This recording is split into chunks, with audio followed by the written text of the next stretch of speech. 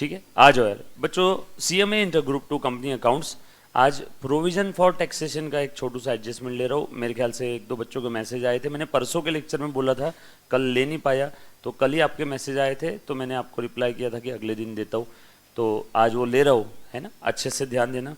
लिखो adjustment, adjustment कौन सी बेटा? Provision for taxation. इजी है, कोई ज़्यादा टफ नहीं है। सर फिर क्यों ले रहे इजी है? तो बस इसके लिए कि आपको अभी तक के इसके पहले बताया नहीं, कोई सम्स के अंदर में आई नहीं, इसके लिए ले रहा हूँ। कोई चीज़ अलग से लिया इसका मतलब ये नहीं रहता है कि एकदम टफ रहती है, एग्जाम में आ सकती है, और अभी तक के कोई प्रैक्टिकल क्वेश्चन में मॉड्यूल में ली नहीं थी। आ जाओ, सो ध्यान दे दो। लिखो सब लोग, तो यहाँ पे लिख लो trial balance of complex limited, trial balance of complex limited, है ना।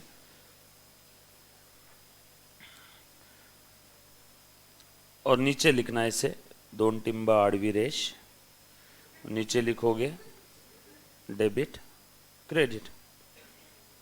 लिखो एडवांस पेमेंट ऑफ, किसका एडवांस पेमेंट होगा बेटा? गेस करो। टैक्स का। Advance payment of income tax. कितना दिया है? डेबिट में लिख लो 2,20,000, बराबर। और दूसरा और आखिरी आइटम ट्रायल बैलेंस का, provision for tax for the year ended 31 मार्च 18। लिख लो 1,20,000। और ऊपर जहाँ पे आपने हेडिंग दिया ना, trial balance of the complex limited, उसके आगे डैश जो करके आगे लिखा है, वहाँ पे लिखो करंट ईयर, करंट ईयर 18-19, यहाँ पे लिख लो ऐसा, करंट ईयर 18-19, यानी क्या है? 1 अप्रैल 18 से लेके 31 मार्च 19। उसके बाद फॉलोइंग फर्दर इंफॉर्मेशन, नीचे लिखो फॉलोइंग इंफॉर्मेशन, फर्दर वगैरह लिखने की ज़रूरत नहीं, बस इतना लिख लो फॉलोइंग इंफॉर्मेशन डैश, नीचे लिखना है advance payment of income tax includes, advance payment of income tax includes 1,40,000 rupees for 17-18। दूसरी additional information, additional tax liability, additional मत लिखो, एक्चुअल लिखो, actual, actual tax liability for 17-18 will be rupees 1,52,000। इसमें हम लोग और कॉम्प्लेक्सिटी क्रिएट करते हैं। और आगे लिखो and no effect, and no effect for the same, for the same given. इसके लिए अभी तक कोई इफेक्ट किया नहीं है, गिवन इन अकाउंट्स। तीसरा एडजस्टमेंट और आखिरी adjustment, provision for tax, provision for tax has to be made, has to be made, to be word को अंडरलाइन कर देना, to be made for 18-19 for 1,60,000। Provision for tax बनाना है 18-19 के लिए 1,60,000। आगे लिखो रिक्वायर्ड, रिक्वायर्ड, रिक्वायर्ड में लिख लो प्रिपेयर, क्या लिखा है इन्होंने? प्रिपेयर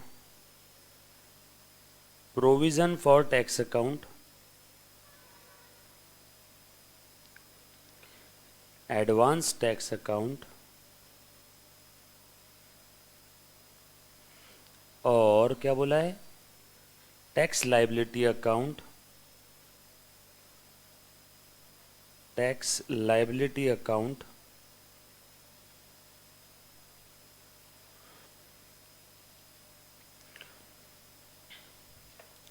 और क्या बना सकते इसमें, also show, fourth item, also show relevant item in balance sheet of the company. Relevant item ही दिखाना है तो बैलेंस शीट कैसे बनेगी, extract, also show the relevant item in the balance sheet of the company. बराबर, ये सारी detail आप लोगों को दे दी है। डन। वैसे बड़ा क्वेश्चन है, काम का डेटा मैंने आपसे लिखवा दिया, पूरा क्वेश्चन लिखते बैठे तो पता चला आधा घंटा इसी में जाएगा। डन, लिखा बेटा। चलो कौन कौन से अकाउंट्स बनाने बोले, पहले एक बार क्वेश्चन समझ लेना सब लोग। आ जाओ तो मुन्ना देख जरा क्वेश्चन की तरफ ध्यान दे। आपको ट्रायल बैलेंस का डिटेल दिया है कॉम्प्लेक्स लिमिटेड का, करंट ईयर 18-19 यानी 1 अप्रैल 18 से लेकर 31 मार्च 19, उसके अंदर में आपको बोल दिया है एडवांस पेमेंट ऑफ टैक्स कितना है, 2,20,000। मेरा आपसे एक छोटा सा सवाल है, एडवांस पेमेंट ऑफ टैक्स कौन से डेट का है, ये किस दिन का बैलेंस है, 31 मार्च 19, बरोबर ना। ट्रायल बैलेंस कौन से पीरियड का है, 18-19, मतलब ये 19 के बैलेंसेस है, मतलब ये एडवांस पेमेंट ऑफ टैक्स 31 मार्च 19 का है, मतलब ये advance payment of tax closing balance है, राइट। उसके बाद provision for tax for the year ended 31 मार्च 18, 1,20,000। अब ये बैलेंसेस तो 31 मार्च 19 के है, लेकिन ये एक बैलेंस बेचारा समय का मारा हुआ पिछले पीरियड के एंडिंग से लेके इस पीरियड के एंडिंग तक एज इट इज वैसे ही देखो भटकते भटकते आ गया। सो ये 1,20,000 जो बैलेंस है ये कब का बैलेंस है, पिछले पीरियड के एंडिंग का बैलेंस है प्रोविजन फॉर टैक्स का, और सेम बैलेंस कैरी फॉरवर्ड हो गया इस पीरियड के एंडिंग में भी, इसमें अभी तक कोई बदलाव नहीं हुआ। सर आपको कैसे समझा बदलाव नहीं हुआ, नीचे पढ़ो, प्रोविजन अंडरलाइन करवाया था, हैज टू बी मेड, मतलब अभी तक हमने इस बार की प्रोविजन क्रिएट नहीं किया है, इसीलिए तो प्रोविजन का पुराना वाला बैलेंस देखो 31 मार्च 18 का एज इट इज 31 मार्च 19 के बैलेंस में आ गया, ट्रायल बैलेंस में। नई प्रोविजन हमने क्रिएट किया ही नहीं, नई प्रोविजन अगर क्रिएट करते तो 31 मार्च 2018 का प्रोविजन फॉर टैक्स का बैलेंस सेम बैलेंस 31 मार्च 2019 में नहीं होता। यस और नो, कुछ तो चेंज होता उसमें, या पुराना वाला प्रोविजन खत्म हो गया नया क्रिएट कर देते, बट इसमें कुछ भी चेंज नहीं हुआ, ये बैलेंस एज इट इज पुराना वाला इस पीरियड में भी कैरी फॉरवर्ड हो गया है। सो ये दो बैलेंसेस देती है। और आपको नीचे क्या बोला है, एडवांस टैक्स के अंदर में ऊपर जो एडवांस टैक्स दिख रहा है ना, ये 220, इस एडवांस टैक्स में क्या घुसा पड़ा है, इंक्लूड्स 1,40,000 फॉर द ईयर 17-18, मतलब इस 220 के अंदर में 1,40,000 advance tax paid related to 17-18 है। मतलब बचा हुआ कितना है बेटा, 220 में से 140 गया, बचा कितना, 80 रिलेटेड टू शायद करंट पीरियड होगा, यस और नो, है ना। आगे बोला है एक्चुअल टैक्स लाइबिलिटी आई पिछले पीरियड की 1,52,000, पिछले पीरियड की एक्चुअल टैक्स लाइबिलिटी कितनी है, 152। मेरा आपसे एक छोटा सा सवाल, पिछले पीरियड का और कितना टैक्स पे करना पड़ेगा, सवाल समझ में आया, पिछले पीरियड का और कितना टैक्स पे करना है, वेरी गुड, 12,000। कैसे निकाला, अभी ऊपर के एडजस्टमेंट में लिखा है कि पिछले पीरियड का एडवांस टैक्स ऑलरेडी पे कर दिया 140, उस 220 के अंदर में इस 220 में 140 रिलेटेड टू प्रीवियस पीरियड है, पिछले पीरियड का ऑलरेडी एडवांस टैक्स पे कर दिया 1,40,000, और पिछले पीरियड की एक्चुअल टैक्स लायबिलिटी आई बेटा 152 में से 140 तो एडवांस में हमने पे कर दिया, सो बचा कितना, 12। सो एक तो चीज अभी क्लियर हो गई, 17-18 का टैक्स लायबिलिटी 12,000 है, बरोबर है। आगे और बढ़ता हूँ। अच्छा एक और सवाल पूछ लेता हूँ। 17-18 का टैक्स लायबिलिटी आ गया 12,000। सवाल अच्छे से सुनना। Further provision for tax to be made for 17-18। क्या पूछा मैंने? Further provision of tax to be made for 17-18। बोलो बेटा। हाँ, और कितने की प्रोविजन क्रिएट करना पड़ेगा? 12,000, 32,000, 38,000, 14,000। Very good, 32। पिछले साल की प्रोविजन कितनी दिख रही है? देखो 1,20। और पिछले साल की टैक्स लायबिलिटी कितनी है? 1,52। 1,52,000 का प्रीवियस पीरियड का टैक्स लायबिलिटी है। उसमें से 1,52,000 पिछले पीरियड का टैक्स लायबिलिटी है। उसमें से ऑलरेडी 1,20 का प्रोविजन क्रिएट करके रखा हुआ है। तो further provision to be create कितना आएगा? 32। सो पिछले पीरियड से रिलेटेड दो चीजें करनी है। पहले प्रोविजन फॉर टैक्स को पिछले पीरियड की लेके जाना है एक्चुअल टैक्स लायबिलिटी पे। सो 1,20 से कितना लेके जाएंगे? 1,52। और उसके बाद में उसको पे कर देंगे। सर पे करने का तो बोला ही नहीं है। ठीक है, पेबल दिखा देंगे। कितनी दिखेगी पेबल? 12। बरोबर है क्या? डोंट वरी, जो 5-10% अभी समझा होगा क्वेश्चन पढ़ते पढ़ते। पिछले पीरियड की टैक्स लायबिलिटी कितनी है? 1,52,000। 152 की टैक्स लायबिलिटी पिछले पीरियड की एक्चुअल।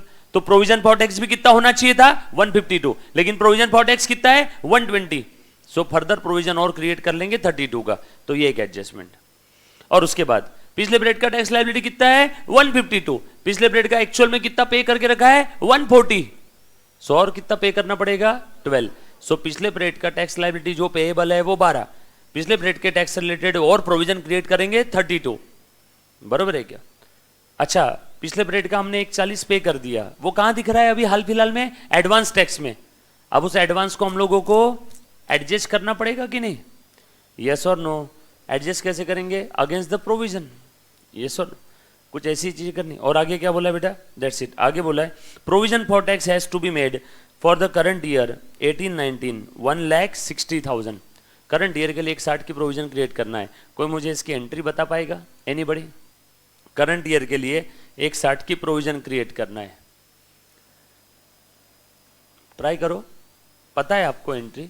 प्रोविजन या रिजर्व कुछ भी क्रिएट करना है तो कहां से क्रिएट करते हैं? प्रॉफिट से। वेरी गुड, प्रॉफिट से। तो पीएनएल से प्रोविजन क्रिएट करेंगे तो प्रॉफिट कम होगा। प्रॉफिट का क्रेडिट बैलेंस कम होता है, डेबिट करो। So PNL account debit to provision for tax for current year. कितना है करंट ईयर का? 1,60,000। So PNL to provision for tax 160। और करंट ईयर के टैक्स के पेमेंट के बारे में कुछ बोला है क्या? नो। बैलेंस दिखा देंगे। ठीक है, पक्का? चलो स्टार्ट करो। क्वेश्चन समझ में आया सभी को? अच्छा, क्वेश्चन स्टार्ट करने के पहले किसी बच्चे के मन में कोई क्वेश्चन रिलेटेड डाउट? मेरे ख्याल से क्वेश्चन मैंने एक्सप्लेन किया डिटेल में। डन? चलो फटाफट से बना लो अभी अकाउंट्स। कौन कौन से बोले इन्होंने? लिखो। एक तो इन्होंने बोला है प्रोविजन फॉर टैक्स अकाउंट। यहां बना लो कैसे? आप भी लिख लो जल्दी जल्दी से। Provision for tax account. Provision for tax account. और कौन सा अकाउंट बोला बेटा? Advance tax account.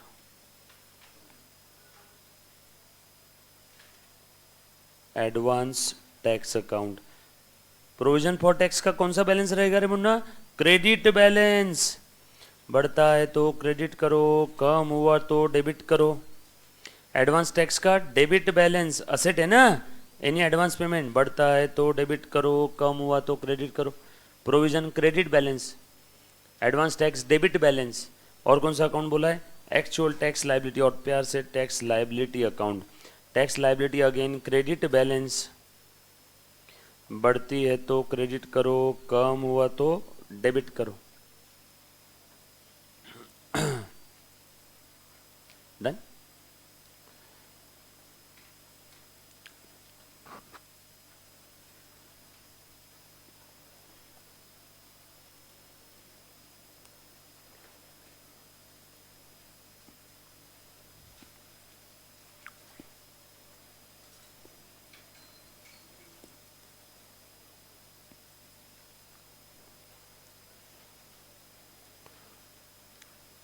चल बड़े हम लोग आगे।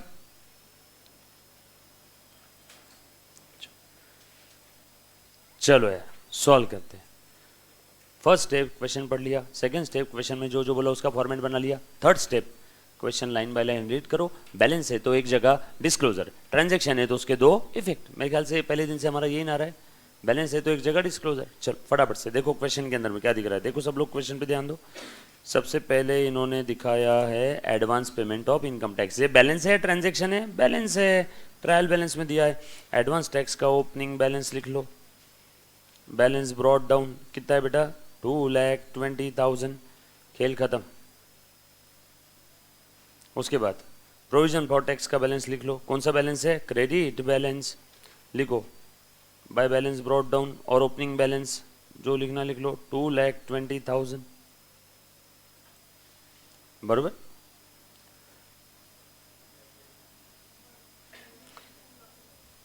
$120, 1,20,000 लिख दिया। चलो दोनों बैलेंसेस लिख दिया। एडिशनल इंफॉर्मेशन पढ़ो, पहली क्या लिखा है बेटा यहाँ पे, advance payment of income tax include 140 for 17-18 और 140 का एक्चुअल टैक्स लाइबिलिटी है 152। चलो अच्छे से अब मुझे इसका इफेक्ट बता दो।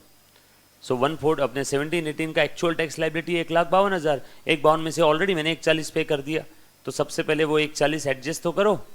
अरे पे कर दिया मतलब ऐसा छोड़ थोड़ी सकते, एडजस्ट करना होगा ना। मैंने मेरे लैंडलॉर्ड को जनवरी मंथ में फरवरी का रेंट दे दिया था 10,000, तो जनवरी में क्या दिख रहा था, advance rent account debit to cash, तो मेरे बुक में एडवांस रेंट अकाउंट डेबिट दिख रहा था, advance rent debit, advance rent debit, advance rent debit, advance rent debit. अब आ गया फरवरी में, अब फरवरी को मैंने मेरे बॉस को लैंडलॉर्ड को बोल दिया हाँ दिया हुआ है ऑलरेडी, तो बोलेगा हाँ दिया हुआ है बट तेरे बुक के अंदर में एडवांस रेंट डेबिट दिख रहा है।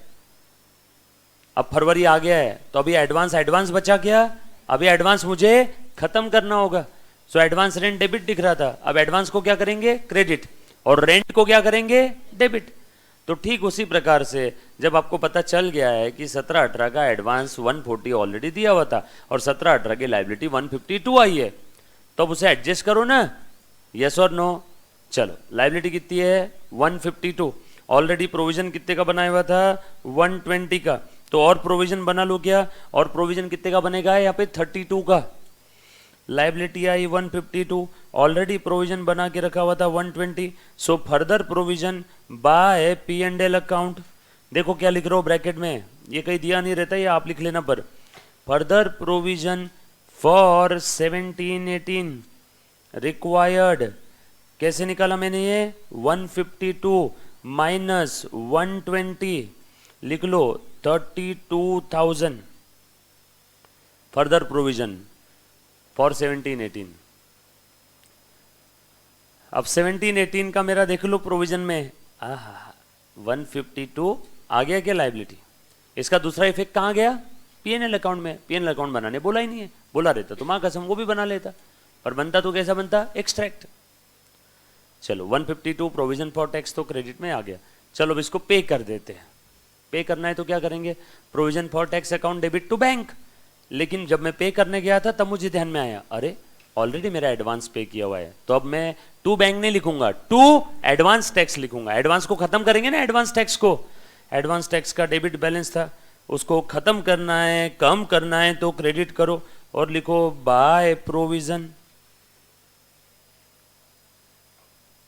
फॉर टैक्स कितना है बेटा 1,40,000, प्रोविजन फॉर टैक्स के डेबिट में टू एडवांस टैक्स 1,40,000, ब्रैकेट में धीरे से लिखना 17-18 से रिलेटेड लफड़ा चल रहा है जो भी है। एडिशनल इंफॉर्मेशन अनरिकॉर्डेड ट्रांजैक्शन के दो दो इफेक्ट, डन। चलो आगे, किसी को डाउट है, एडवांस में खत्म। अभी भी बताओ कितना देना बाकी है, और 12 देना बाकी है ना, 1,52 था, 1,52 में से 1,40 एडजस्ट कर लिया एडवांस। 12 के बारे में कुछ बोला है क्या क्वेश्चन में, नो, तो 12 भी क्या है मेरी लाइबिलिटी, तो लाइबिलिटी में डालो ना, प्रोविजन से निकालो और लाइबिलिटी में डाल दो। अब वो प्रोविजन थोड़ी बचा, अब वो प्योर लाइबिलिटी हो गई। जब कभी भी आपकी प्योर लाइबिलिटी है तो अब उसको प्रोविजन से हटा दो। प्रोविजन कब बनाते हैं, जब मालूम है कंफर्म लाइबिलिटी आने वाली है लेकिन अमाउंट एग्जैक्ट नहीं निकाल सकते, एस्टिमेटेड है, इसके लिए प्रोविजन बनाते हैं ना, कंजर्वेटिज्म कॉन्सेप्ट के चलते। यस और नो? अब आपको एस्टिमेशन की जरूरत है क्या? नो। अब प्रोविजन की जरूरत है क्या? नो। अब तो एक्चुअल लाइबिलिटी में ट्रांसफर कर दो, अब तो हमें एग्जैक्ट फिगर पता चल गई। Then why there is a need of provision? So provision से कम कर रहा हूं, प्रोविजन को कम करना है तो डेबिट करो और लिखो टू टैक्स लाइबिलिटी, और ब्रैकेट में क्या लिखोगे? रिलेटेड टू 17-18, कितने की बेटा?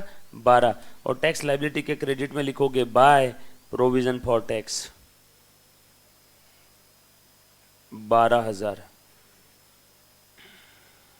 Related to 17-18। बरोबर है क्या? डन?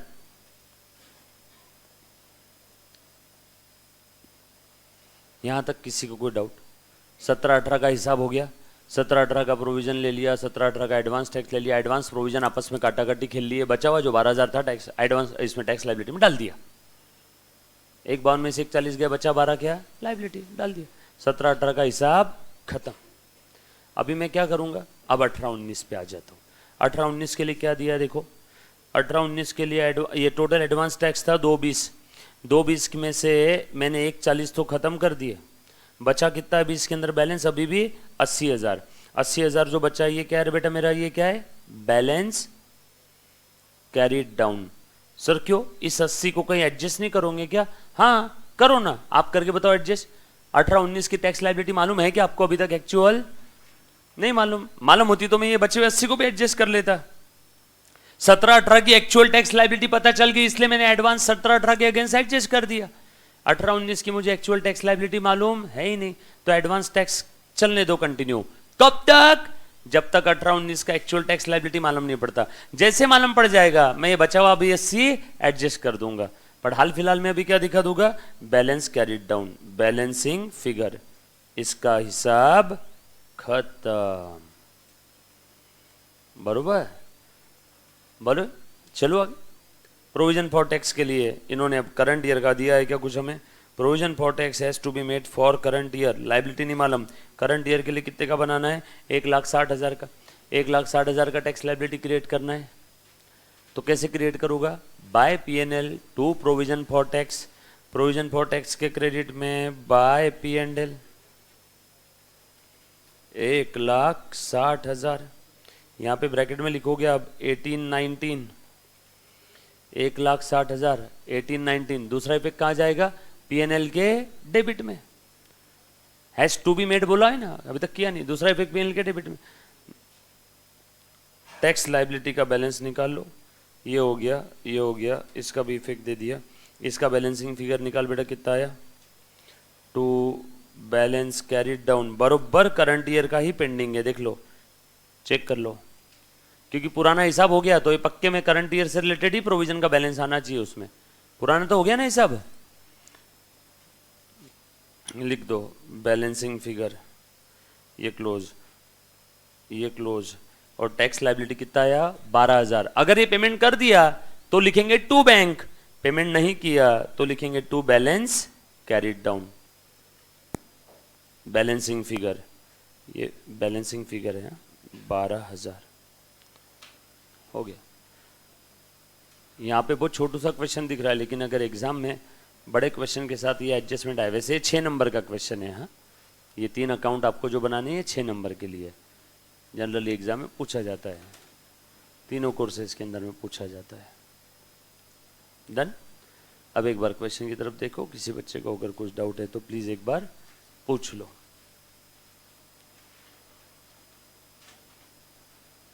All set? और एक सिर्फ एक एग्जाम के अंदर में एक एडजस्टमेंट आज तक ऐसी आई थी मैनेजरियल रेम्यूनरेशन की, जो आपके मॉड्यूल में कहीं नहीं दी है। किसी ने अगर MTP RTP देखा होगा तो मैनेजरियल रेम्यूनरेशन का एक एडजस्टमेंट फिनेंशियल स्टेटमेंट के अंदर में दिया हुआ है, MR का, मैनेजरियल रेम्यूनरेशन। ये आपने पढ़ा होगा लॉ में, बरोबर है, लेकिन इससे रिलेटेड अमाउंट कैलकुलेट करने के लिए बोल देते हैं।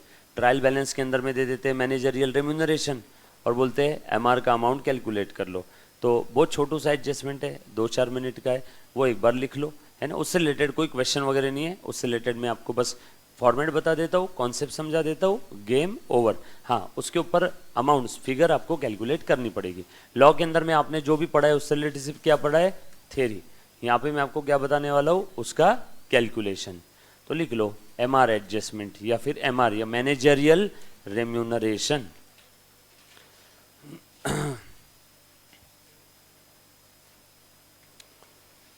मैनेजरियल रेम्यूनरेशन, ये लिख लिया बेटे सभी ने?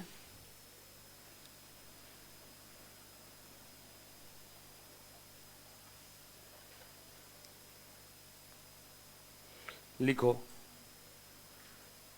MANAGERIAL REMUNERATION, लिख लो छोटू सा एडजस्टमेंट। बोलो बेटा एनीबॉडी MR के बारे में जो भी आपने लॉ में पढ़ा है, अपने ज्ञान का प्रदर्शन करो। कंपनी लॉ में है, आपको सिलेबस में है MR? है क्या? नहीं है? बहुत ही अच्छा, बच गए फिर तो आप। लिखो अच्छे से, ध्यान देना। बेसिकली क्या होता है मैनेजरियल रेम्यूनरेशन, एक बार समझ लो, है ना, बहुत छोटू सा एडजस्टमेंट है। कंपनी अपने मैनेजरियल पर्सन को क्या करती है, फिनेंशियल स्टेटमेंट जब बनाती है ना, तो फिनेंशियल स्टेटमेंट बनाने के जस्ट पहले मैनेजरियल पर्सन को कमिट करके रखा हुआ है कि तुझे इतना इतना रेम्यूनरेशन मिलेगा, कंपनी के प्रॉफिट का इतना % या कंपनी के सेल्स का इतना % या ऐसा ऐसा हो गया तो इतना इतना, ऐसा ऐसा हो गया तो इतना होता। तो ये मैनेजरियल पर्सन को बोल के रखा है। पहले तो एक चीज़ समझ लो, मैनेजरियल पर्सन यानी कौन? मैनेजरियल पर्सन यानी आपका managing director, may be full time director, may be part time director, है ना, full time whole time WTD whole time director, या may be part time director, या may be manager, full time part time कोई भी आ गया। तो managerial person यानी डायरेक्टर, मैनेजिंग डायरेक्टर या मैनेजर। बोलो बोलो सब लोग, मैनेजर, मैनेजिंग डायरेक्टर या मैनेजर, तीनों में से कोई भी आ जाएगा। मे be full time, may be part time. तो इनको जो भी कंपनी दे रही है सिटिंग फी के अलावा, सिटिंग फी क्या होता है, डायरेक्टर लोग मीटिंग में जाकर के वो कुर्सी गर्म करते बैठते हैं ना, तो उसके लिए जो बदले में उनको मिलता है वो सिटिंग फी है। Sitting fee is not an example of managerial remuneration. Sitting fee managerial remuneration में नहीं आता है। सिटिंग फी है वो मीटिंग में आकर के बैठ रहा है, वो अपना आउटपुट दे रहा है मीटिंग के अंदर में, उसके लिए उसको सिटिंग फी मिल रही है। Sitting fee is not a part of managerial remuneration at all. Sitting fee managerial remuneration का पार्ट नहीं है। सो सिटिंग फी के अलावा जो मैनेजरियल पर्सन को, managerial person manager, managing director और डायरेक्टर में भी फुल टाइम में भी पार्ट टाइम, तो सिटिंग फी के अलावा कंपनी जो कुछ उसे दे रही है, लोन नहीं तो पता चला आपको कंपनी की बैलेंस शीट में दिया हुआ मैनेजरियल पर्सन को लोन दिया, तो वो रेम्यूनरेशन है क्या? नो। जो कुछ परमानेंट बेसिस पे दे दिया, वापस नहीं लेने वाले, ये सिर्फ तुम्हारा ही है, बरोबर है, तो वो सब मैनेजरियल रेम्यूनरेशन में रहेगा। अच्छा, जो भी मैनेजरियल रेम्यूनरेशन देते हैं वो जरूर नहीं कि हर बार कैश में रहेगा, अदर देन कैश भी हो सकता है। शेयर्स ईसॉप के स्कीम में डायरेक्ट मैनेजरियल पर्सन्स को कभी कभी शेयर्स दिए जाते हैं, क्योंकि वो भी तो कंपनी के एम्प्लॉयज ही है, तो under the scheme of ESOP employee stock option plan, उसके स्कीम के तहत उनको शेयर्स दिए जाते हैं। इसीलिए जब भी ईसॉप की स्कीम आती है तो वहाँ पे आप लोगों को चेक करना है आगे कंपनी के अंदर में कि कंपनी ने भर भर के ईसॉप के नाम पे शेयर्स तो दे दिए मैनेजरियल पर्सन को, लेकिन वो शेयर्स देने के बाद क्या उनकी लिमिट एक्सीड तो नहीं हो गई? मैनेजरियल पर्सन को आप एक पर्टिकुलर लिमिट के ऊपर आप उनको रेम्यूनरेशन नहीं दे सकते। तो ईसॉप के शेयर्स पता चला उसकी लिमिट थी साल का 2 करोड़ की, और ईसॉप के शेयर्स दे दिए 2.5 करोड़ के, लिमिट एक्सीड हो गई क्या? तो मैनेजरियल पर्सन को सैलरी, रेम्यूनरेशन, कमीशन, ये जो कुछ हम लोग दे रहे हैं वो रेम्यूनरेशन की एक मैक्सिमम लिमिट होती है, तो अब वो मैं लिमिट आपको लिखवा के दे रहा हूं। मैनेजरियल पर्सन क्या होता है समझ में आया? रेम्यूनरेशन में क्या आएगा क्या नहीं आएगा वो ध्यान रखो, सिटिंग भी नहीं आएगा, सब लोग ध्यान देना अच्छे से। तो मैनेजरियल रेम्यूनरेशन कितना देंगे बेटा हम लोग, देखो यहां पे लिखना सबने, ओवरऑल, छोटू सा चार्ट है 2 मिनट का काम है, सिर्फ लिख लो ओवरऑल मैनेजरियल रेम्यूनरेशन, है ना, कितना रहेगा, देखो ऐसा डैश करके लिखो, मैक्सिमम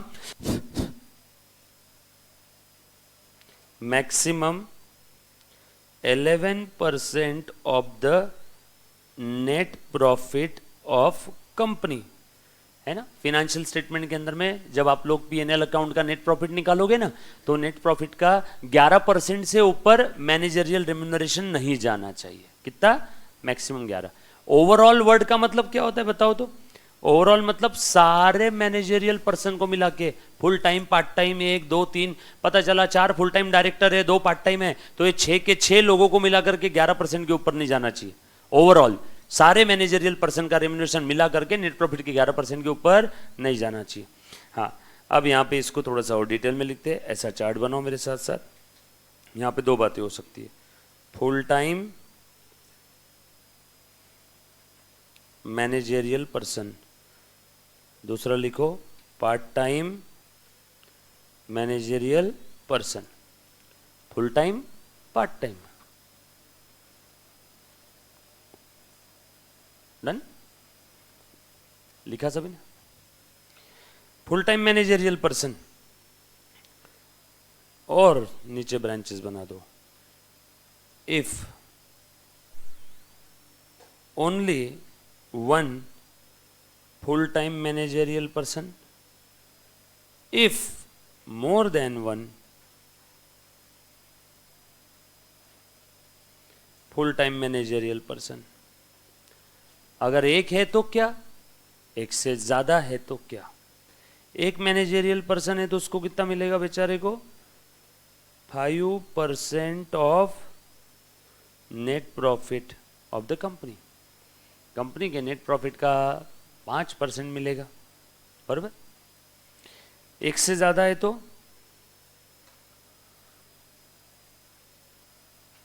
10% ऑफ, ये मैक्सिमम है, maximum 10% of, maximum 10% of net profit of the company to all such full time managerial person. मुझे कोई इसका कोई मतलब बताएगा क्या मैथमेटिकली? क्या मतलब हुआ इसका? एक से ज्यादा अगर फुल टाइम मैनेजरियल पर्सन है तो 10%, वेरी गुड, सबको मिला के, सबको मिला के। अब एक से ज्यादा मतलब मान लो 4 फुल टाइम डायरेक्टर है, या 4 फुल टाइम मैनेजर है, या 4 फुल टाइम मैनेजिंग डायरेक्टर है, तो उन सभी को मिला के कितना मिलेगा? 10%। अब वो एक को 2.5 दो, चाहे 3 एक दे दो, चाहे कैसा भी दो, चारों का मिला करके कंपनी के नेट प्रॉफिट के 10% से ऊपर नहीं जाना चाहिए। पार्ट टाइम मैनेजरियल पर्सन है तो यहां पे 2 केस है। पहले ऐसा लिखो, case 1, case 2। Part time managerial person case 1, उस कंपनी में फुल टाइम है ही नहीं। Case 1, there is no full time managerial person. जिस कंपनी के पार्ट टाइम मैनेजरियल पर्सन का मैं रेम्यूनरेशन निकाल रहा हूं उस कंपनी में फुल टाइम है ही नहीं, पार्ट टाइम ही है, तो सारा लोड उस बेचारे पार्ट टाइम के ऊपर आ गया। सारा लोड किसके ऊपर आ गया? उस पार्ट टाइम मैनेजरियल पर्सन पे आ गया। In this case maximum managerial remuneration to that part time managerial person, जिसकी बात चल रही है, will be 3% of net profit. क्यों रे बेटा ऐसा 3% क्यों दे दिया पार्ट टाइम वाले को? क्योंकि सारा लोड किसके ऊपर आ गया? उस पार्ट टाइम के ऊपर। सर यहां पे अगर 2 पार्ट टाइम है तो सभी को मिला करके 3%, क्योंकि यहां पे पार्ट टाइम में 1 मोर देन 1 का क्राइटेरिया नहीं है, सारे पार्ट टाइम को मिला के कितना मिलेगा? 3%। To part time managerial person oblique S लिख दो। ऑब्लिक एस मतलब मैनेजरियल पर्सन और पर्सन्स, एक है एक से ज्यादा है, सभी को मिला के कितना हो जाएगा? 3% of the net profit, right. चलो आगे। उसके बाद केस 2 क्या रहेगी? Case 2 any idea? कंपनी में फुल टाइम मैनेजरियल पर्सन है, if there is full time managerial person. जिस कंपनी के पार्ट टाइम मैनेजरियल पर्सन का मैं रेम्यूनरेशन निकल रहा हूं उस कंपनी में फुल टाइम मैनेजरियल पर्सन भी है।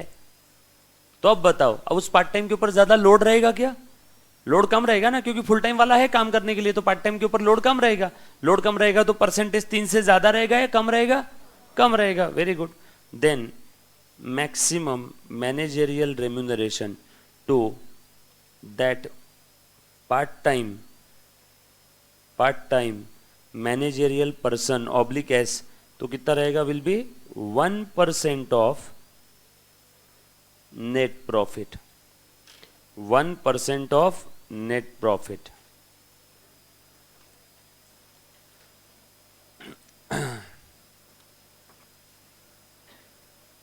बराबर, 1% ऑफ नेट प्रॉफिट।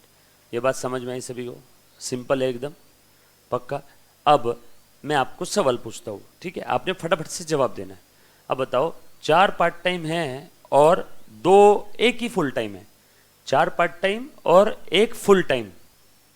बताओ टोटल मैनेजरियल रेम्यूनरेशन कितना रहेगा? ओवरऑल मैनेजरियल रेम्यूनरेशन कितना? सबका अलग अलग जवाब है, बोल कितना? 6।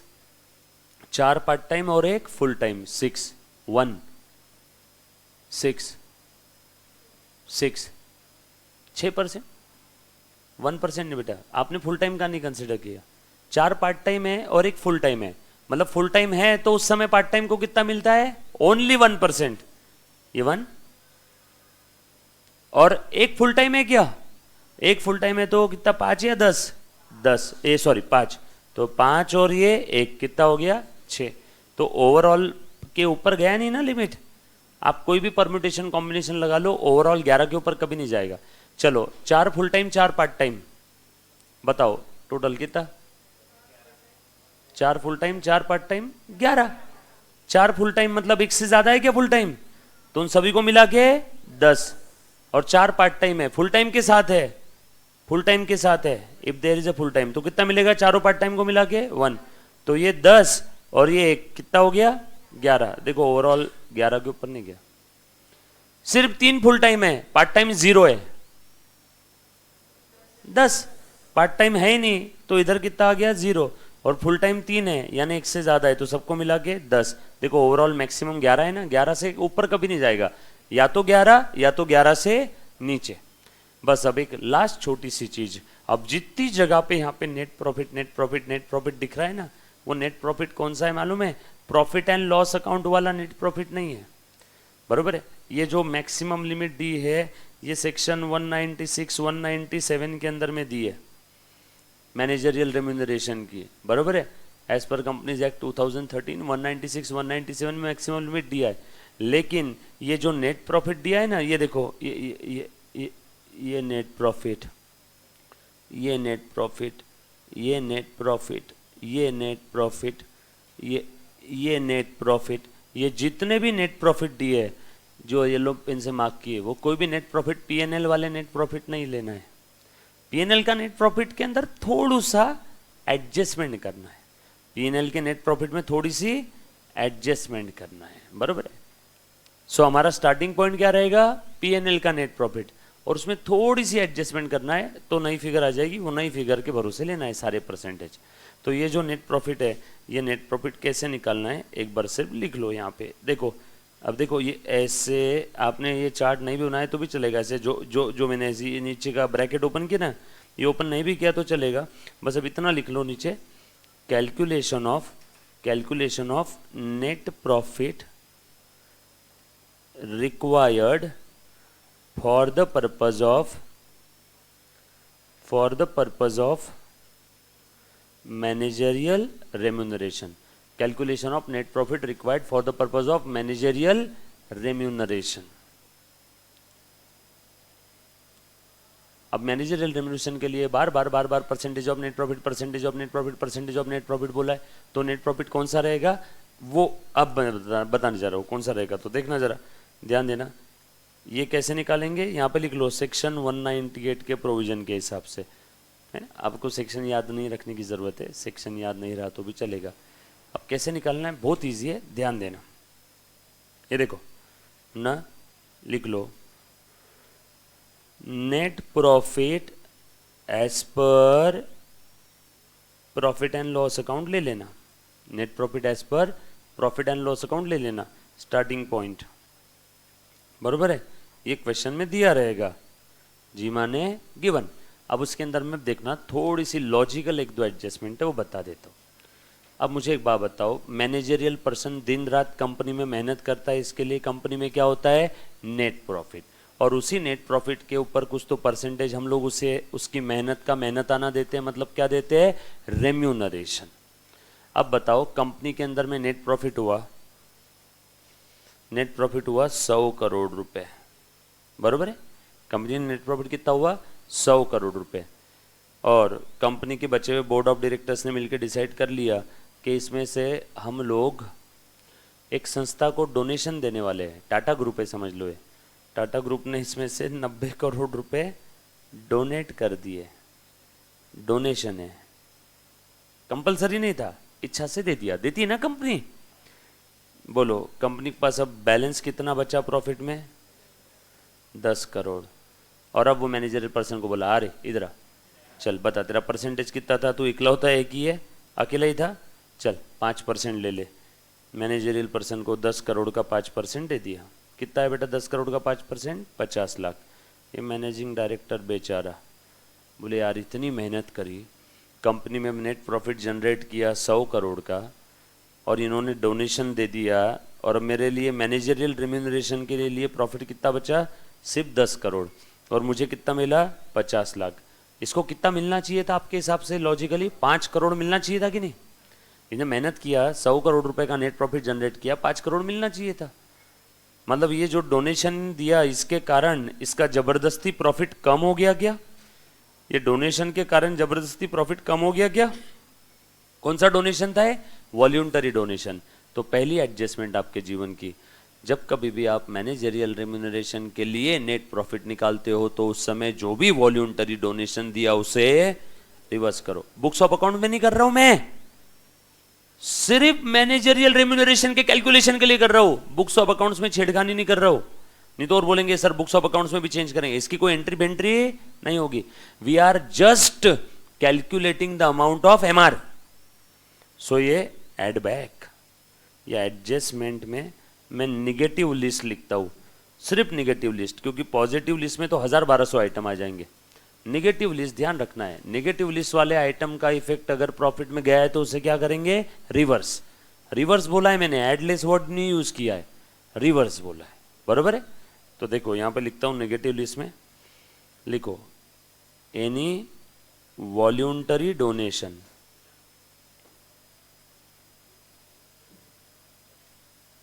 क्यों सर वॉल्यूंटरी वर्ड क्यों लिखा? अरे काफी बार स्टैट्यूटरी डोनेशंस भी होते हैं। सीएसआर एक्टिविटी के लिए आपको आपके प्रॉफिट का कम से कम इतना पैसा कहीं ना कहीं डोनेट करना है, ये करना है, वो करना है। स्टैट्यूटरी डोनेशन यहाँ रिवर्स नहीं होगा। कौन सा डोनेशन है? वॉल्यूंटरी, बरोबर है कि नहीं? चलो उसके बाद नेक्स्ट। सो इसका लॉजिक समझ में आ गया। अभी मिटा दूं मैं बाजू वाला एग्जाम्पल, दूसरा लिखता हूं इसकी जगह पे एक और, है ना। अब ध्यान देना अच्छे से। अब मुझे बात बताओ, कंपनी का प्रॉफिट हो आपको समझाने के लिए 100 करोड़ रुपए, मैनेजिंग डायरेक्टर आ गया 5% एमआर मैनेजरियल रेम्यूनरेशन। बचे हुए बोर्ड ऑफ डायरेक्टर्स ने बोला, उन्होंने बोला कि भैया रुको, ये जो 100 करोड़ का प्रॉफिट हुआ है ना, इसमें से तुम साला जो मेहनत लिए ऑपरेटिंग एक्टिविटी की वजह से कितने का प्रॉफिट हुआ? 5 करोड़ का।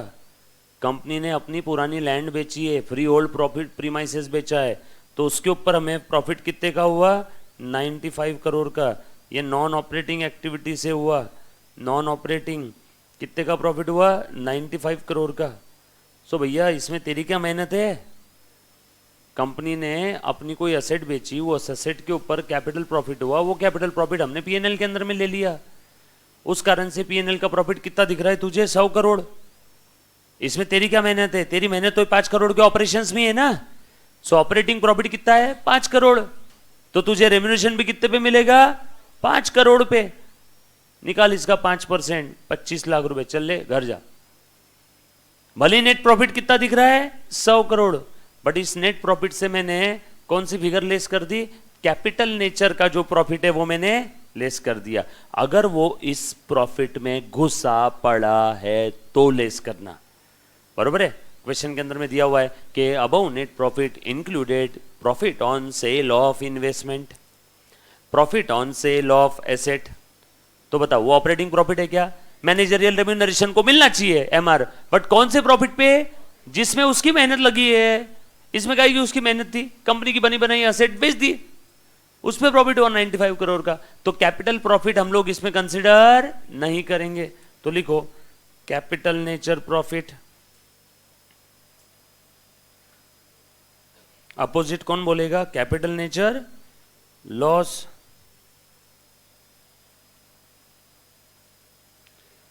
और कोई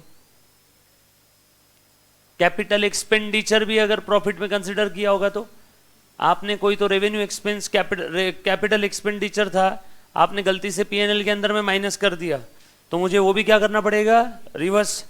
सो कैपिटल एक्सपेंडिचर को भी रिवर्स कर देंगे।